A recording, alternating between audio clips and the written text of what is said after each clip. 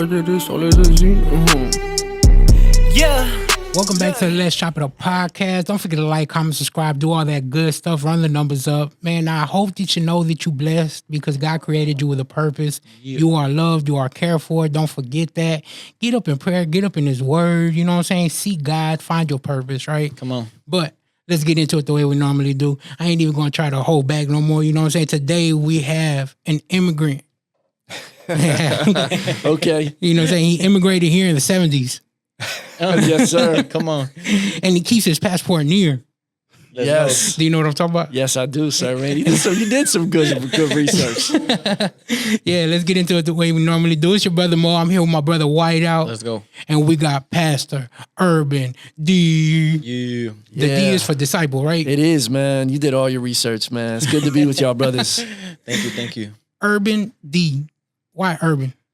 So I grew up in Philly, Yeah. and I always had a love for hip hop and graffiti. You see, I did my tag here on the table. You know what I'm saying? Yeah, urban culture. And strayed away from God for a little while in my teen years, even though I grew up in church. My dad was a pastor. But then I came back to the Lord, and I just felt this calling to do ministry in an urban context.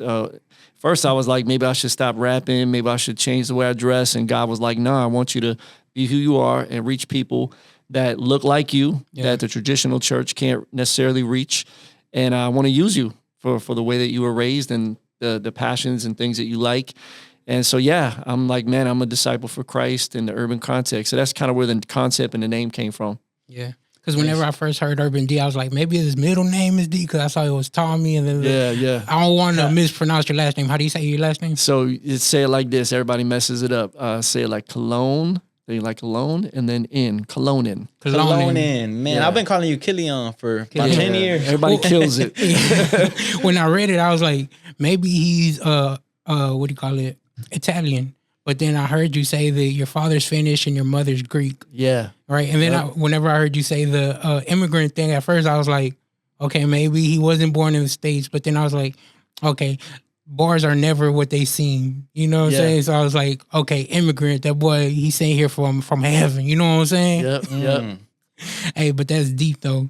So growing up in the East Coast, there's a lot of hip hop, right? So you had a lot of that influence in you? Yeah, absolutely. Growing up in Philly, man, I was into the East Coast vibe, and I grew up in the late 80s, early 90s was definitely when I was in my teen years. It was like the golden era of hip hop when it was lyrics and, you know, and so that's a lot of what influenced me and influenced like my writing and my music style and all that. At what point did you get into CHH or CHH became an actual thing to you? Yeah, so it's funny because I wasn't really familiar with CHH, even though I was writing some Christian rap. And then my mom bought me like, of course I did get the tape like Bible Break, you know, when I was like younger, and I was like, you know, God bless him, but it wasn't comparable to what I was listening to. And Bible Break. So we got to look that up. Yeah. To understand what you're saying. Yeah. For some reason in my head I hear like, this is the breaks. Yeah. That type of rap. Yeah. And then, you know, after that, somebody gave me a JC and the Boys. I'm taking you back to the 80s, late 80s. And it was okay, but it wasn't comparable to what the other stuff I was listening to and hearing. And none of that was East Coast style. Like JC and the Boys are from like LA, and West Coast rap wasn't cool yet, right? Yeah. And so, but then in like 92, my first year, I was in Bible college and I was really trying to serve Christ. Somebody gave me this tape and was like, hey, this is, my girlfriend don't want me to have this anymore. Like, she don't like rap. So here, I'm gonna give this to you. I know you like rap. And it was a group called Dynamic Twins. And it had an East Coast vibe. There were two twin brothers, and I think they were from Brooklyn. Even though they're in Cali at the time, but they had that East Coast vibe and the beats were dope. And it was like, I was like, yo. And then I started to look into it and I discovered SFC and several other groups, PID and T-Bone and like all the like kind of some of the 90s CHH. And I was like, I was feeling it. And I was like, man, I got an alternative so I don't have to listen to all this other stuff that now I shouldn't be listening to. I gotta, you know. Yeah. So yeah. Man, that's crazy. So the first time I heard about you, the pastor at my old church, it was like a cult church, like real bad church. But one thing he did make us do was read a lot of books. And there's one book he made us read. It was called Unorthodox. Oh, wow. Right? Yeah. And that's the first time I had heard about you, that it was like, he's a hip hop church, because we were trying to start like a hip hop group. So he's like, y'all got to read this book. And you kind of know the foundation of like how hip hop started, not just Christian hip hop, but hip hop in the world, because you taught me the history through that book. about DJ Kumbada. What was it? Africa Bambaataa. Africa Bambaataa. DJ Kool Herc. Yeah, Kool Herc and Africa Bambaataa. Took you back to the Bronx. Yeah. And so kind of like Trey and I was telling us that you knew like the timeline of Christian hip hop. Can you kind of break that down a little bit and how you've seen it grow and where's it come to? Sure. Yeah. So like I said, I got into Christian hip hop and, really in the 90s and it started before that in the 80s. But just to kind of give like a overview, it's like every era of Christian hip hop, it seems like everybody imitates whoever's on the top. Yeah. Like, oh, this person's hot. They got the formula. We're all going to be like that. So really, like when I first started getting into CHH in the 90s, it seemed like it was all about testimony rap. That was the era of testimony rap. And so you had like T-Bone talking about his testimony and gospel gangsters, how they used to be gangbangers. And now they're, so it was a very testimony centric, which was dope, but it seemed like everything was very much centered around that. Yeah. And so you had to have like a dope testimony, like to have some street cred and CHH back then.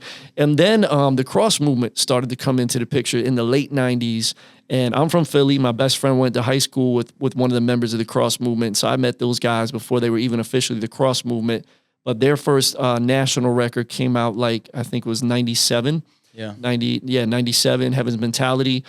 And they kind of just set a new era, and it was very Christ-centric, very theological, and they were almost like the Christian Wu-Tang, right? There was a big squad of them, and they were rapping over rugged East Coast beats and stuff, and so everybody began to imitate that, and they were really on top for about 10 years. Everybody tried to imitate cross movement till about 2007. Was when they retired. So everything was very Christ-centric. There was like high standards of just living and everything. There was, there was very much under that. And there was some other people that were doing different stuff too. Obviously, you had Grape Tree Records and a few things, but it was very much along, everyone's trying to emulate. Crossmoon was definitely the biggest group, the most successful. They sound like theologians when they rap. It's like, I can't keep up with these guys. Yeah, they had the biggest sales numbers and everything. Yeah. And we're doing the biggest tours in churches and stuff like that. And then the baton got passed to Lecrae. And they retired in 2007. He was under their wing. And then Lecrae kind of continued in that same vein, but it leaned even a lot more reformed, Christ-centric, reformed theology, even like Calvinist. And so that entered a new era of CHH where that became like, we're sampling Paul Washer, we're sampling John Piper. And that was like the cool thing. People were wearing like these white theologians on their t-shirts, like, I got this dope Calvin shirt. And I was like, that looks like an old white man with a beard. But people thought that was cool in this little, clique of CHH. And so that kind of became that era. And if you weren't doing that, I mean, it became very separate even for a season. Like if you weren't doing it that way, you're wrong. Oh, you're wrong. If you're not listening to the same preachers I'm listening to, reading the same books I am, we can't be cool. We can't do music anymore. Man. And I watched a lot of relationships, unfortunately, fracture during that time. Our Flavor Fest conference, 2011, we actually themed it Unite because we're like, man, CHH is at a level it's never been at before. And there's like all these fractions and camps now. And like, we got to unite, man. We're not going to agree on every little minor theological thing, but let's agree on the gospel and the main things and work together and reach people for the kingdom. In 2012, that's when it shifted into the next era. And that's really like when Lecrae came out and said he wanted to reach the culture. Yeah. And, he came out with Church Clothes, Volume 1, and the content was very different than it was from a lot of his previous Reach releases that were very theological and, samples of the preachers and different things like that. And he's like, man, I want to reach the culture, reach the streets. And I thought it was great. Like it was still had a Christian worldview and it was able to be more palatable for those that didn't want to hear like all theology. They didn't understand that. People that weren't believers or very young believers. So then everybody kind of started to go on that bandwagon. Oh, we can reach, because Lecrae then took off. Like his numbers went even higher. An Anomaly came out. It was #1 in 2014. It was kind of the peak of his numbers in music and sold out tours. And so we're not doing churches. We're not doing shows in churches anymore. We're going to go to clubs and we're going to go to mainstream venues. And, so that everyone's trying to imitate that. And it seemed like a lot of people though, what you do in moderation, a lot of people that follow you will do in excess. And so they weren't saying Jesus as much, even though it was Christ-centered, but a lot of people that imitate him weren't saying anything about God. And we're really trying to be, and again, it was like they're trying to follow maybe a formula. And now it's kind of like it's in a, I think CHH, in my opinion, is in a different place. It's kind of coming back more to let's talk about our faith in the music more. Yeah. And I think it's coming back to a healthier balance right now. But my encouragement would be to any artist out there, like, don't always try to follow whoever is on top right now, whoever has the biggest numbers or biggest streams or whatever, doing the most shows. Like find the lane that God has called you to be in. Amen. And he'll make you successful in that, whatever success is supposed to look like for you. Some of you are just going to be a regional rapper. Some of you are not going to be doing shows everywhere, but God's going to use you on Spotify to reach a whole bunch of people. Yeah. And some of you are going to reach tons of people in person. Like, it's just different for everybody, but we're all called to reach different lanes. So even when we do our Flavor Fest conference, we were always intentional. Let's bring all these different kinds of people together. People that do East Coast style, people from this theology, people from that denomination, people that are underground, people that say Jesus in every line. Some people that are more, they don't say a lot of Jesus, but they're believers and they're conscious, positive music. And let's bring everybody together in this community and let's learn from one another. Let's build with one another. And so we've always been big on that. And I encourage you guys like that are listening, that might be MCs or whatever, or artists that have groups, like, man, carve out your lane that God has for you. And we can learn from other people's stuff, but don't try to follow the formula. Amen. Yeah, man, that's good because we see a lot of young artists, and sometimes you're like, oh man, he's an artist, he has a good following on Instagram, and then you think they're confident, and you meet them, and they're so like not confident, and they're lacking confidence, and then you start realizing, man, you're just trying to be like big bro over here, and you just want to like, I want to disciple you, I want to encourage you, you know. So that's a great word. For people, don't try to follow, try to find what God has, what lane God has you in. Yeah. And I love what y'all doing at Flavor Fest because y'all got Brian T on the cover. Yeah, man. So Mag. I love what he's doing. And even like back to what's happening now, like you got a lane, like Brian T's created his own lane. Yeah. Props to him in Kingdom Music. Like, and he's like booked out for the next 2 years. Like, and it's crazy. God is using him. It's crazy. And you got God Over Money. They're doing their own thing. There's no chains on them. You got KB, speaking of no chains. And he's not with Reach anymore. He's doing his own thing, and he has full freedom to do that. He's got a clothing company, and he's helping a lot of artists. And, you know, of course, then you got Reach, and you got all these different indies and different people that are, there's a lot of different lanes right now, and I think it's getting a lot more healthy and more balanced. Yeah, it reminds me of real quick on that CHH is Not Dead, Volume 1. I think it's The Truth on Duty. He's the one that he said of the truth. Well, that's his tag. But on one of the songs, he's like, CHH is kind of like a baby that's growing. And when it's in the teenage years, that's when it gets kind of messy. And you don't just get rid of them and throw them away. But no, you wait because it's maturing. Yeah. And, you know, CHH, a lot of people were like, it ain't even about Jesus no more. You know, and they're like, I'm done with CHH, or I'm not even going to do CHH music no more. But that's all a part of the maturity. Is kind of what you're seeing, the bigger picture, right? Definitely. One thing I wanted to bring up, Flavor Fest, right? Yeah. It's not just a conference, because from my understanding, y'all go out into the community and y'all, it's not just about promoting the event, but it's about making known Christ is here, right? Yeah. Can you speak a little bit towards that? Because you don't see that a lot of times in, I guess, on the artist side of stuff, you know what I'm saying? And nothing against the artists, because, I mean, it is an industry to a certain extent for some, but y'all really make it a point to go out into the community and make an impact. Can you speak a little bit towards that? Yeah, that's good, man. Yeah, well, first and foremost, I mean, we're a church. I'm a pastor, lead pastor of Crossover Church. I've been there in full-time ministry for 26 years now, and 20 years as the lead pastor now. And so, like, local ministry in the community is my heartbeat, is our church's heartbeat. Our DNA is very leans towards outreach and reaching the streets and the community we're in. So I created this thing a few years ago called Love Our City. And we've helped hundreds of churches around the country implement that, you know, to do outreach in their communities and love their city, all of their city, not just one demographic, but like who lives in this 5-mile radius of your church, all the demographics, and then how can you find ways to serve those people and create projects. So at Flavor Fest, it's an urban leadership conference. We want to pour into leaders and equip them to do solid ministry in their cities in creative, new, innovative ways. And then at night, we have the music festivals each night. So there's a lot of artists that attend Flavor Fest. We have an artist track during the day as well. So there's usually a couple hundred artists that attend. It's great networking, great learning, great new relationships are built.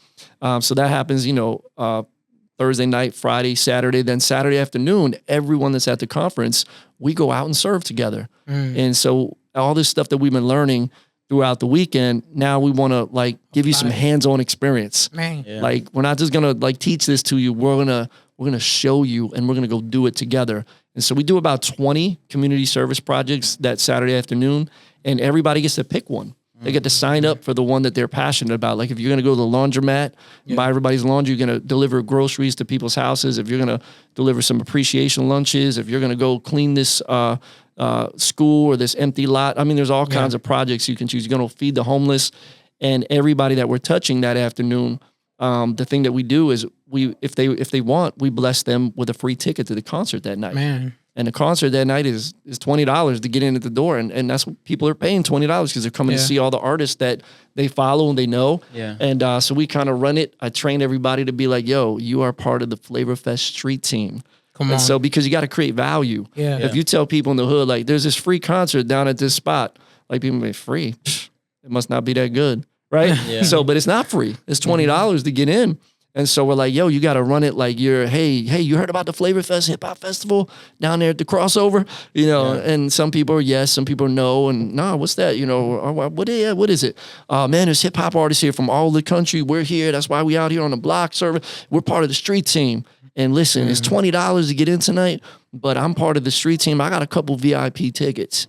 If you want to come and bring somebody, I got like 3 left. That's so, dope. you know, That's do you dope. want some? Yeah. And, you know, 9 times out of 10 people are like, oh, yeah. Oh, you got, because you feel like you're giving me $20, right? Church take notes, you know? Yes, Yeah, yes. they don't even know who's gonna be there, but they be like, KB, I love KB. Yeah. So we give them a card, like we give them a card, and it's got the artist on it, and then it says admit one, $20 on the side, VIP. Yeah. So we make like a dope looking ticket that's also like a flyer. It's got some pictures of some of the artists, so they can look and be like, oh, this looks interesting. It really makes you feel like, hey, this was free for me, but everybody else got to pay. Yeah, and they do because when they walk up with the card, they see a line and people are paying money to get in, right? And they're like, oh, I got a free ticket. Look at me. You know what I'm saying? And the dope thing is every year, usually around 75 to 125 of those tickets get turned in from people in the hood that never would have stepped foot in the doors of the church. But because they got this free ticket, and then they come and there's like 1,000 people there, and they're like, oh my gosh, I can't believe this is, I always walk by this place. I wonder what it was, but this is amazing. This church is right in my neighborhood. And there's several people that go to the church from the neighborhood because they first came to a Flavor Fest because they got one of those tickets. That So personal that's invite. fire. Hey, I like the way y'all did that.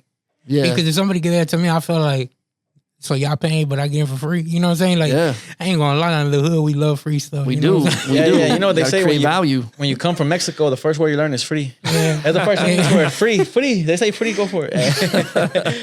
You know what I'm saying? But that's dope. What was the vision behind Flavor Fest? Like when you're the one that like founded it, right? Yeah. So what was like the initial vision, and do you feel that you've got into there or that you've exceeded that? And what was the first year? Yeah, so the first year was the year 2000, November of 2000. The Y2K bug. Yeah, bro. So the So reason, this year is 22 years.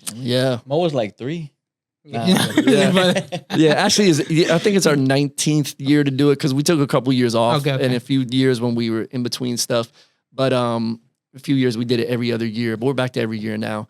But the reason we started it really in 1999, my first national record came out. And I was called Urban Disciple then. Yeah. I switched to Urban D in 2001. It was just too long. Anyway, so inside of the album cover, the CD cover, if you don't know what CDs are, you can Google it. You can Google it, all the young people out there.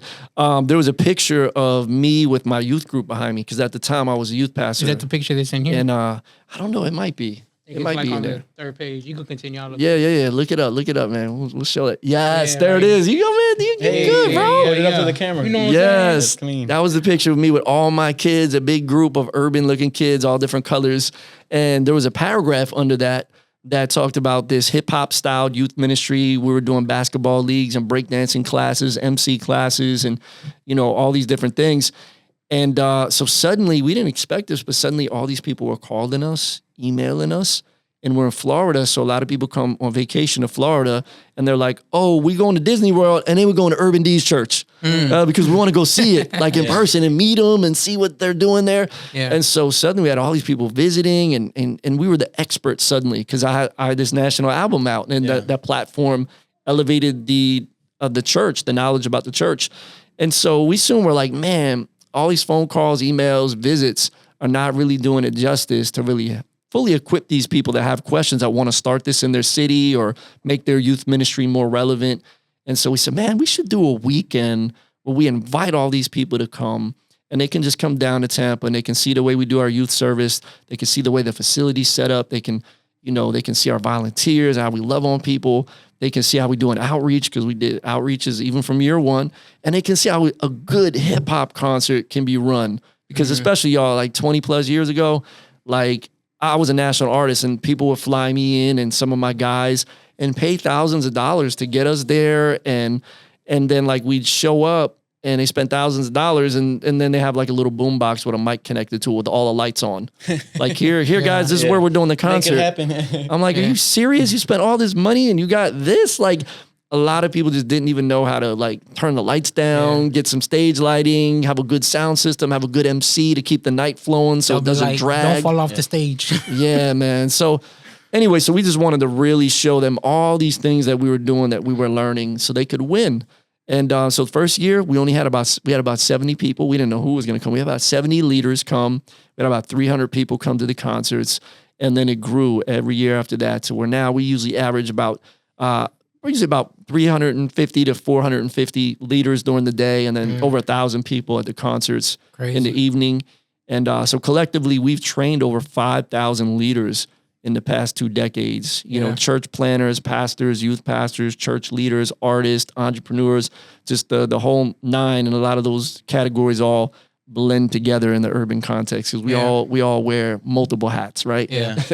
Man, so October 6th through the 9th, 2022, I'm going to Disney World and I'm going to go to Flavor Fest. There you go. I already know how to get the wife and the kids. There you go, baby. I'm going to start working out because I'm going to go to the beach and I'm going to come to Flavor. Get your beach body ready. October 6th through the 9th, 2022. Yeah. Yep. Do you feel that, because I heard a story, maybe you could tell us a little bit about the story where you met DMX. Do you feel that CHH has impacted hip hop in general? I mean, I think there's definitely some impact there, and I think that continues to grow as CHH more people become aware about it. And then you've had several mainstream artists that have a spiritual side and have had spiritual moments. DMX, that was a minute ago. That was like 2007, and he was on tour down in Tampa, and the DJ that was putting it on liked me and knew about us and was like, man, I know DMX is spiritual. He needs to meet you. Yeah. You need to come to the show. I got a free ticket for you. And I'm going to make sure he's going to meet you afterwards. Man. And so it's funny. We love free. No. Yeah, right. We love free. I'm like, oh, free? Let's go. But it was on a Saturday night and I had to preach the next day. And so those concerts, man, they get started so late. Yeah. So by the time it was over, man, it was like 1 o'clock in the morning. And I'm like, oh, Lord. And it was like 45 minutes from my house. I'm like doing the math. I'm like, dude, I'm going to be so dead tomorrow. Yeah. I got to get up and preach 3 services. Man. So anyways, we're waiting in the back where the bus is. And soon there was just like 3 people when we first went back. They're like, go around back. We're going to meet you out there.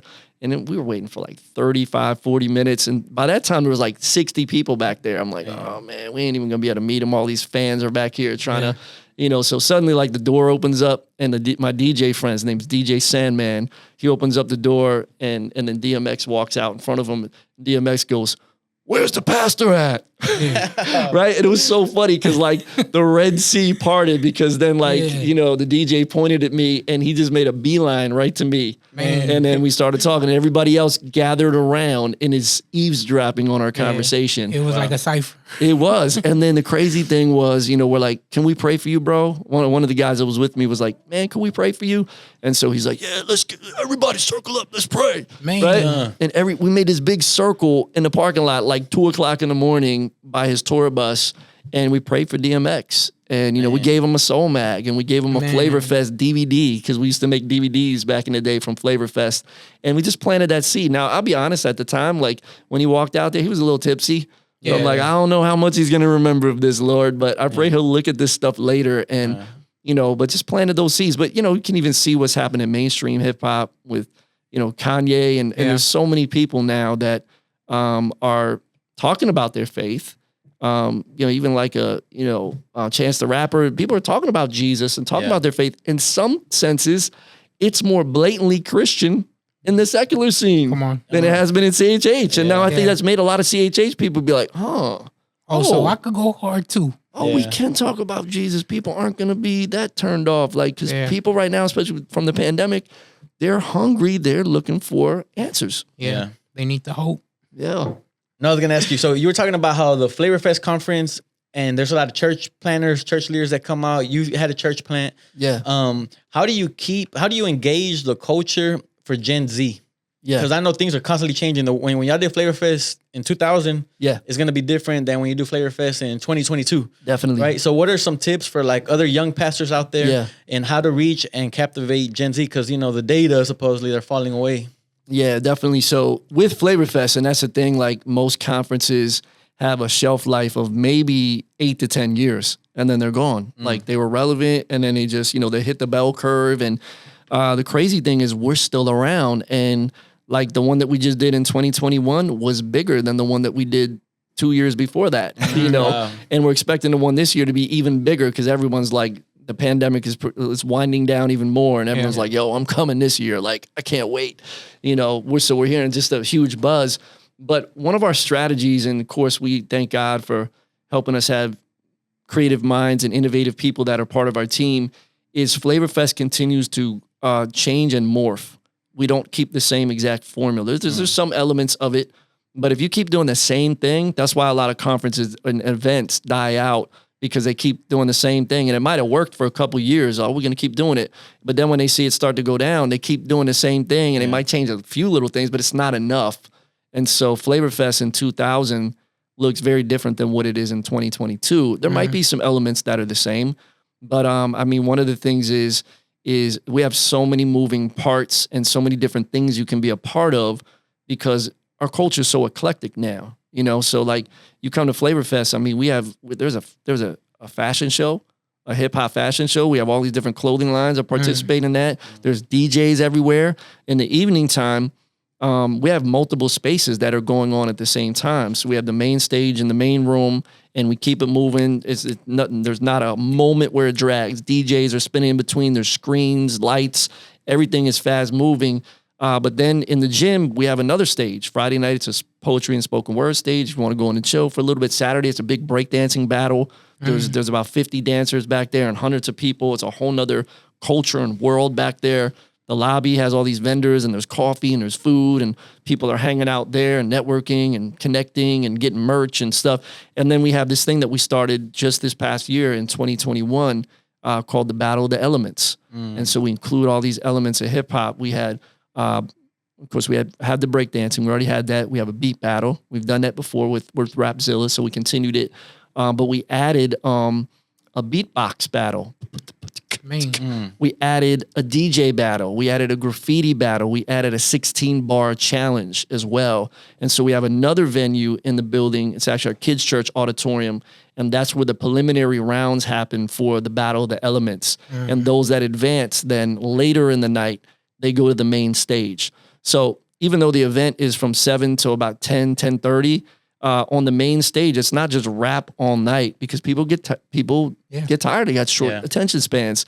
So there's a lot of different artists, but then there's some videos mixed in. But then we switch it up and do the Battle of the Elements for about 45 minutes, and people are super engaged with that. They love the beat battle. They love a beatbox battle. They love to see MCs spitting bars, and, not at each other, but they have to do their best 16 bar, and then the crowd votes and people advance. And so all that stuff like engages. Our DJ battle was between a DJ in person and a DJ on the screen. So we did a lot of hybrid stuff too, and our graffiti battle was people from Spain, from Australia, from Canada, and they were sending their videos that we were showing. And so, I think you have to think in those ways where you're, and even like the 16-bar challenge, the way people entered was through Instagram. Yeah. And they had to mirror, like, my man did the beat, Poetics. Poetic, right? Poetics on the drums. I saw that You know, he challenge. did the beat, and man, we had well over 100 submissions for that. You know, and then Ruslan and KJ52 and Dayton were the ones that helped curate down to the top 12. Dope. And so, you know, it's just always trying to find new ways to engage Gen Z, and you have to think screens and live and how to combine those two things together and use social media, use multimedia, all those things. And at the same time, everything doesn't have to be 100%. We learned this during the pandemic. Doesn't have to be 100% produced, but it has to be authentic. Yeah. It could be raw, it could be real. It doesn't have to be lower thirds and music everywhere. In social media, I do some coaching and get some coaching on social media. We help other churches with that too. But some of the best stuff that goes viral is stuff that's not always super produced. Yeah. It's just selfie videos where you're walking. Yeah. And people get nosy and say, what is that? You know, and it doesn't have to be all the like super produced with a million different camera angles and lower thirds. Everything perfect. Yeah. So you said at one point y'all were doing DVDs, right? Now are y'all streaming? Can I get in through the metaverse or what's going on this year? Are you talking about for Flavor Fest? Yeah. Yes, we do have options where we are streaming, and we had a bunch of people that got the streaming package last year. We did that for the first time officially, and to the conference and to the concerts as well. And maybe this year we're gonna add like the metaverse version as well, I'm man. just trying to show we gotta, Let me find out y'all got the property ready. we gotta keep, we gotta buy some property. The over metaverse there. land. Speaking about property, is your church right now located at a place that once was a Toys R Us? Yes. And y'all turned it out, right? Yeah, so we came in the end of 2010 and we retrofitted 43,000 square feet and turned it into a church. And so our old location, we only had 6,000 square feet and we had some outdoor space. Wow. So big upgrade. like 7x, and which was crazy, huge leap of faith for us and a big financial challenge, but in the middle of a recession, because in 2010 it was a recession. In the 2008 it dragged in Florida till like 2012, and so it was challenging. But that's how we watch God show up. We couldn't be like, oh, look what we did. It was all like, yo, that was impossible, but look at what God did. Amen. And so it's been amazing. We've been there for 11 years. We've seen thousands of people come to Jesus since we've been in the location. A lot of outreach we do, and we baptized. Now we're at 1,602 people. Wow. That's an exact number. Yeah, bro. We document celebrate that stuff, man. Wow. That's revival, Amen. bro. That's big. Yeah. Going back to, how you were giving advice to pastors. What advice do you have for young pastors? Because, we see a lot of things like the John MacArthur thing, the, Brian Houston from Hillsong. Yeah. And, as we mentioned you, the train line, he was upstairs earlier. He had a lot of good things to say about you. And he was like, he's one of the few men that I could look up to and be like, man, he's been steady on this ride throughout the decades, not just throughout 10 years, but throughout the decades. What advice would you give to young pastors so they could avoid those pitfalls? Yeah. I think a huge one is you got to have accountability. You got to have some mentors in your life that can continually ask you tough questions. Can I kind of dig in on that? Sure. 'Cause a lot of young rappers, we ask them that and they all come up with that. But sometimes it sounds kind of like we already know the right thing to say. So who is it? What does that mean to you? Who's the person? Can they ask you? Can they ask you about your tough questions? Have you been looking at porn? Yeah. How's things with your wife? Have you been taking her on dates? How's things with your kids? How's your prayer life? Digging into those real deal things. What's the biggest thing you're struggling with right now? Yeah. And you got to have some people in your life that can ask you those tough questions, and you're giving them permission, and you're going to be honest enough to tell them the truth. Yeah. Because like you just said, a lot of times people will, the reversed answers. don't know what to say. Oh yeah, I'm good. Praise the Lord. Thank God I'm blessed and highly favored. I'm media trained. a bunch of cliches we can end up spitting instead of being authentic. And, so you got to have that. You got to have standards. You got to have boundaries in place. I don't put myself in rooms alone with females. I do have meetings with females and, another guy or two or people in the room, you know what I mean? Yeah. But you gotta, cause there's women that are in ministry, and you gotta minister to people, but my wife ministers to a lot of women and stuff like that. So make sure you protect your boundaries and not just assume like, well, everybody just, you know, our church also has a lot of financial things in place where we have a lot of different checkpoints. I don't touch the checkbook. I don't have access to it and stuff like that. We have a finance department, a CPA. We have all these different checkpoints to make sure there's accountability, there's transparency. And we just have people that we've created an environment where we're in the lobby after service with the people. No matter how big the church gets, you can touch me, you can give me a hug, I can pray with you. And I can't have a personal relationship with everybody. We have a few thousand people connected with our church, but I'm not a celebrity. I'm out there with everybody else, and so is the rest of our staff. And so we create that very family, touchable, and that keeps me humble. Because when I travel places, people want an autograph, they want a picture, they want to, you know, but when I'm at home, people are like, oh, that's just Pastor Tommy. That's Pastor T. You know, and it's funny because when people come visit, they still come visit when they go to Disney.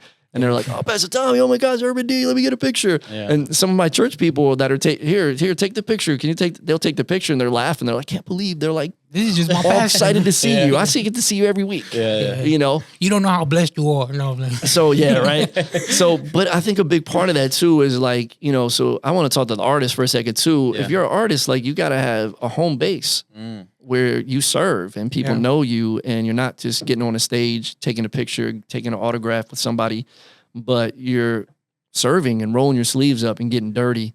And so, and then back to the pastors, I say, you know, man, invest in your family and your wife. That's your first ministry. And, you know, me and my wife just celebrated 26 years of marriage. Congratulations. A couple of weeks ago. And so, man, we're in a great season. We have a great relationship, love her, regularly take her on dates still. And I'm excited. Like the best is yet to come. Like I'm not done yet. We're not done yet. There's still a lot of ministry and a lot of things to do that are in the future. But give us some tips real quick. Ideal date.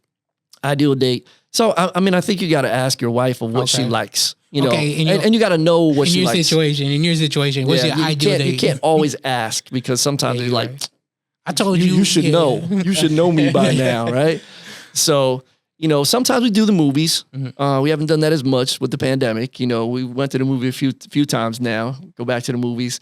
You know, my wife likes to go to dinner. If we go to a nice place, go to dinner, but she really just likes to have time to just talk with me and spend time. We have a river walk. We went to the river walk last week. We actually took our daughters on the date that time. You know, we wanted to spend some time with them, and they kind of walked for a little bit. We walked for a little bit by ourselves.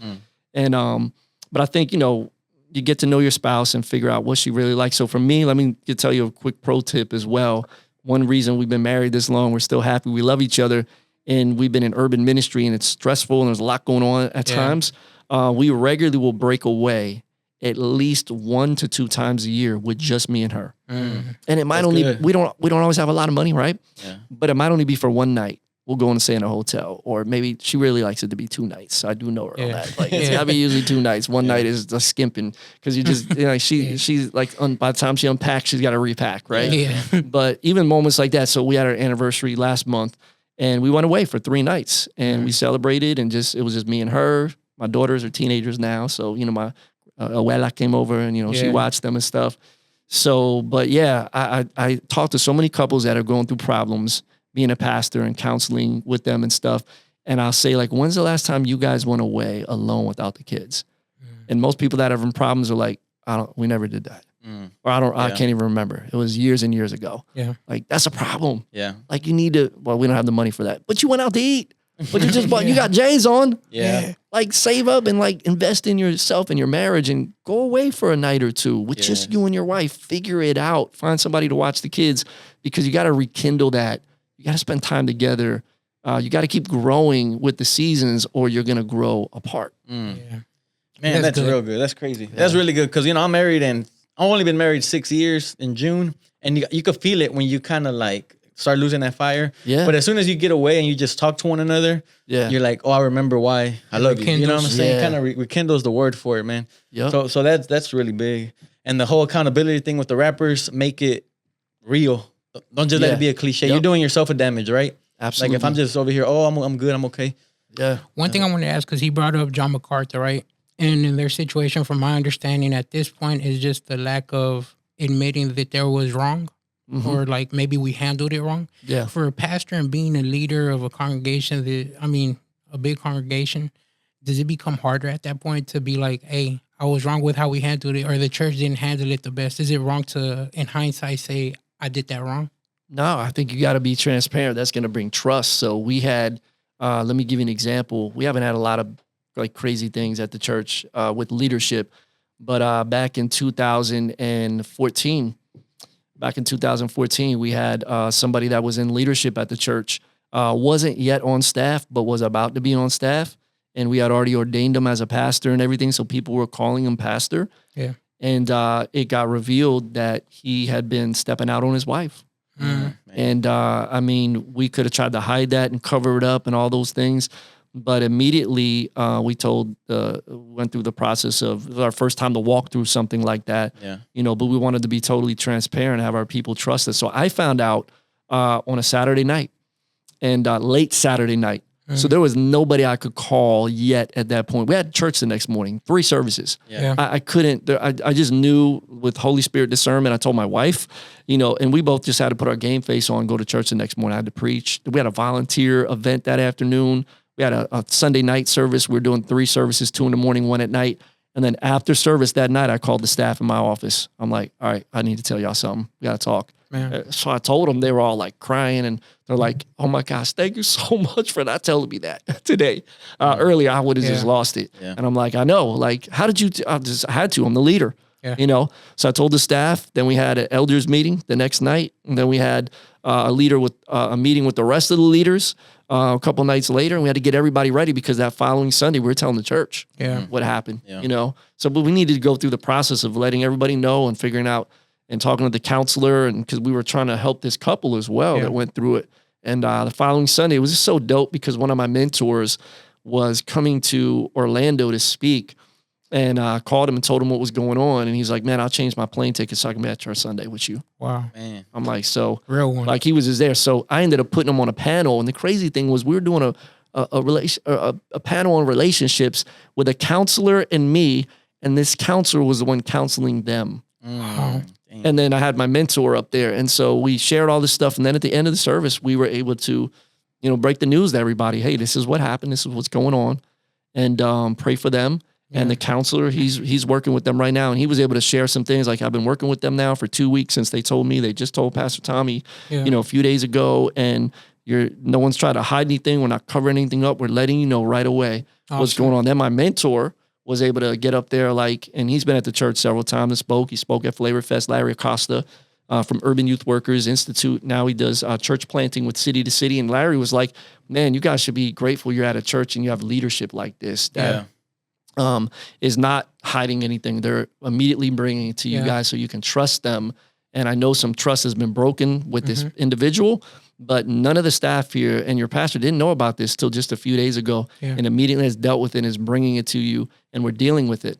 And so it was just, it was the best way a situation like that could have been handled. And I'm not saying we've always handled everything perfect, because there's some times I've messed up and I've had to go back to people and say, man, you know what? I didn't set you up to win. I'm sorry. I'm still growing and learning. And there's been a lot of lessons I've learned through the years. But I think the more that you're transparent and can admit the times you've messed up or admit someone else has messed up and say, hey, we're dealing with it, then people will trust you. Yeah. Well, that ties perfectly into the whole Gavi and Reach situation because, I mean, from our understanding, they didn't know exactly what had transpired and the reasons for the divorce and whatnot. But as far as how they handled it, do you think that was pretty ideal? Yeah, you know, I mean, I don't know. I don't know the details. I mean, all we know the details of what we've read on Rapzilla, right? Yeah. You know what I'm saying? Well, for me, it was the crew. Or the crew. No offense, it was messy, but it was there. Yeah. So, I mean, it looks like they handled it correctly. In the sense of once that the more the details were released, they were like, oh, okay. Yeah. You know, I mean, I'm praying for that brother because I've known him. He's been at Flavor Fest years ago. I knew him before he was even, you know, he was doing youth ministry stuff before he even blew up as a producer and became part of Reach. And I know he's worked with a lot of people, made music for a lot of people. He's a super talented dude. And you just got to know when you start doing things on a bigger level and your platform grows, the enemy's going to try to attack you. And if you're married or even if you're not, like he's going to try to attack you in that area of sexuality and relationships. And that's why you gotta put, boundaries and protection barriers up. And just to close off that side of the story, the person that you spoke of at church, were they restored as far as their marriage and whatnot? Yes, they were. Praise God. They actually ended up moving to a different state. We had them set up with a ministry that helped restore pastors that were fallen. And also there was a ministry that happened for the wives of the fallen pastors that really ministered to them. And they were like, when they left, the wife was like, I'm done. I'm done with them. I care about them, but we're just going to be friends. But God restored them, and they're still together today. Wow. And won't he do it? Yeah, so it's good. Amen. That's good to hear that story of restoration. Now, switching gears, we can't let you get away without talking about KB. Okay. Yeah. So, Yeah. tell us a little bit about KB. You got a question about KB? Well, I wanted to set it up, right? Because, I want to set this up, but you set this up. Okay. You put KB on the lineup before Lecrae, where Lecrae first found out about KB. Yeah. Tell us a little bit about that day. And in your head, you already had the wheel spinning. You already knew something was going to happen, huh? Yeah, so KB had been at the church for a couple of years. Yeah. Young artist with incredible talent and a lot of potential and great leadership abilities. Like there was a squad of young people that were following him and listened to everything he said, right?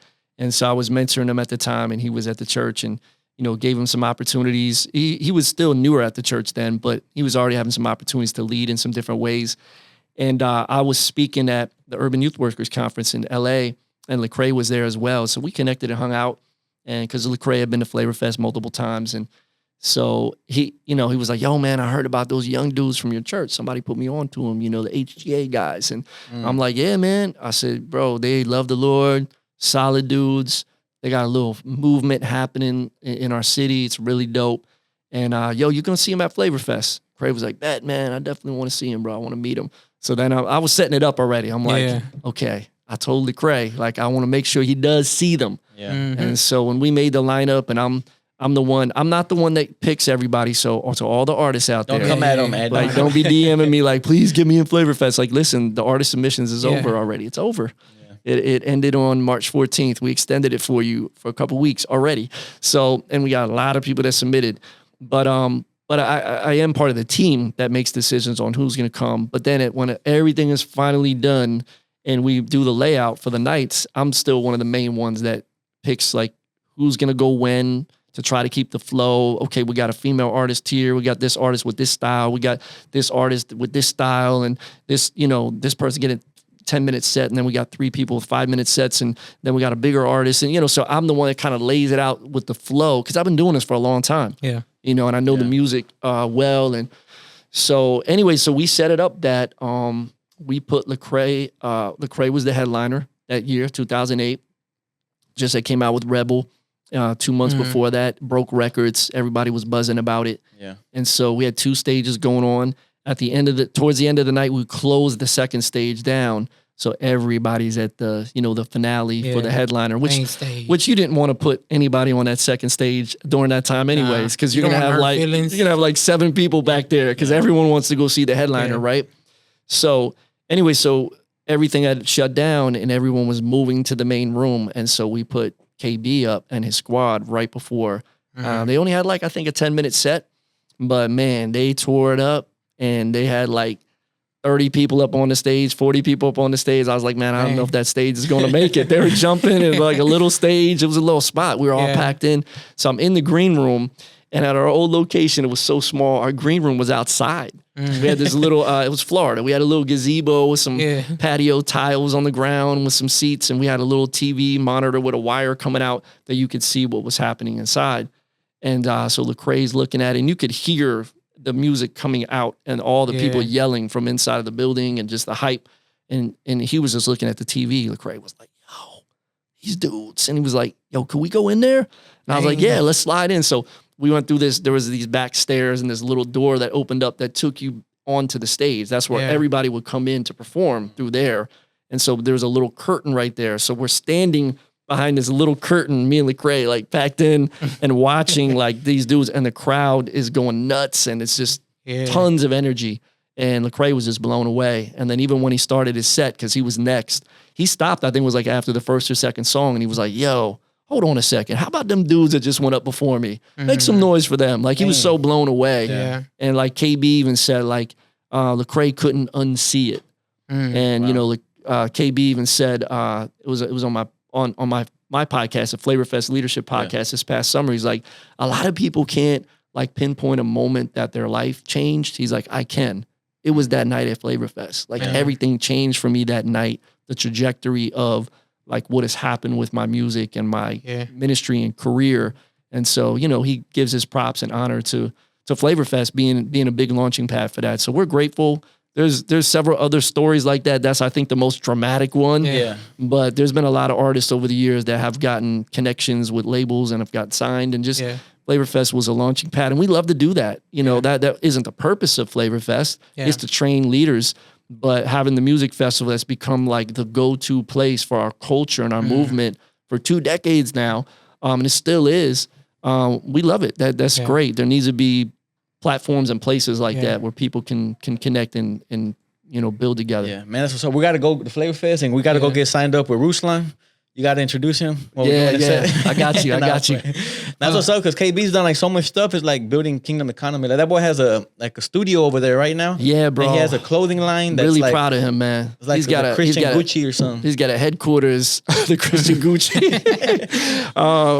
Yeah, he's got a headquarters. He's got 7,000 square feet. And I watched him move 3 different times to bigger and bigger locations. And so I've been over there multiple times to, I was on his podcast. We recorded there. He's got a studio there. He's got offices, conference room. And then he's got like a big photo studio area with the wall that comes down as white. And, you know, and he's got his warehouse there where he's not only doing his clothing line, the Christian Gucci, that's what you said, bro.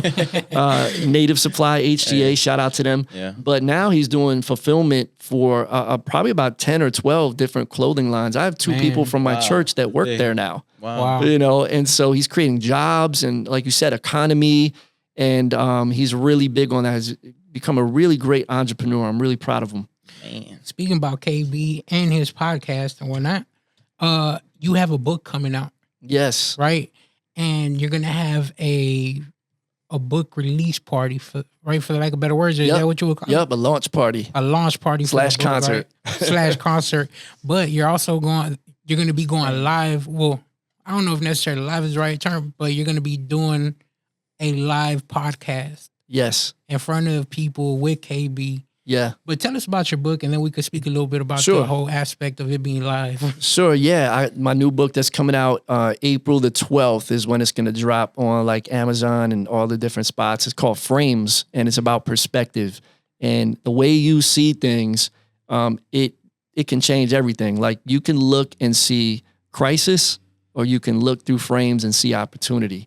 I think even during the pandemic, you see some people that thrived and they're killing it. They leveled up, and other people that just like, you know, but it's all about how you see it. So the book is really about perspective, and it's got 8 chapters that comes with it. It's going to actually be packaged in a box, its own custom box. There's going to be a pair of frames in it. Of Eternal sunglasses. That's my clothing line, Eternal. Yeah. And there's going to be a masterclass in there, a $99 masterclass that you'll get a code to be able to watch it for free if you get the book and the box package. So it's going to have a lot of value to it. So this is my 6th book. Actually, Unorthodox was my first, bro. Like you mentioned, that was my very first one. Dope. And so I decided that this time, I've never done this before, but I want to do like a book launch party. And so I'm like, what does that look like? So I gotta add a little flavor to it. Got a little hip hop. So we're gonna do a concert. We got Dayton, Monster Tarver, my boy EI, and Longboy are gonna be performing at the concert. So it's gonna be about 30, 40 minutes of music. Yeah. And then we're doing a live recording of the Southside Rabbi podcast with KB and Amin. And KB actually wrote the foreword for the book. And so he has a book coming out the beginning of 2023. So he's doing some writing. That'll be his first book. And so when I brought it to him, I said, yo, man, I know you're doing writing now. You want to do the foreword? He's like, yo, Pastor T, I got you. And then I brought it up to him. I said, hey, man, I got this idea, this crazy idea for a book release party. And I'd love to do a live podcast recording on Southside Rabbi where you and Amin are interviewing me about the book. Yeah, and he was like, yo, we never done it with a live audience. Let's go. So it's going to be a cool event. And then afterwards, we're going to have some hors d'oeuvres and drink some food in the lobby. And DJ Serve One is going to be spinning. That's your boy right there. Yeah. And I'll be signing books and people will be able to network and hang out. And so that's April 8th is the book launch party. I know like not everybody can come to it, but you'll be able to see it on Southside Rabbi, hear about it, a little bit after that. We're going to be recording it that night. But that's dope. Yeah, it's going to be an epic night. I'm excited. Man. That sounds crazy. You got everything sold up. You've done the rap. I've even heard you've done acting. I have, man, and that's a whole nother crazy story, bro. I wasn't looking to necessarily get into acting, but a guy in my church, he's done some movies. My daughter was in some of the movies. I had one little role I was a parole officer in the movie. Is it on Pureflix? It's on Amazon. It's on Amazon, yeah, Hey, Amazon Prime. And I was I'm gonna go watch.